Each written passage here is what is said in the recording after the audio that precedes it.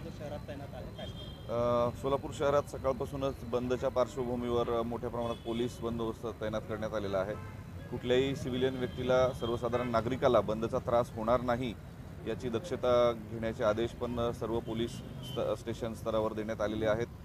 बळजबरीने कुणीही बंद करणार नाही अथवा बळजबरीने बंदला विरोध करणार नाही, त्यामधून कुणालाही अडचण होणार नाही, कायदा व सुव्यवस्थेचा प्रश्न निर्माण होणार नाही या संदर्भात दोन्हीही पक्षांना, दोन्हीही बाजूकडील लोकांना काल समक्ष बोलून त्यांच्या बैठका घेण्यात आलेल्या आहेत। योग्य त्या सूचना त्यांना देण्यात आलेल्या आहेत। बाकी शहरामध्ये मोठ्या प्रमाणावर फिक्स पॉईंट पेट्रोलिंग आणि सर्वच ठिकाणी पुरेसं मनुष्यबळ तैनात करण्यात आलेलं आहे।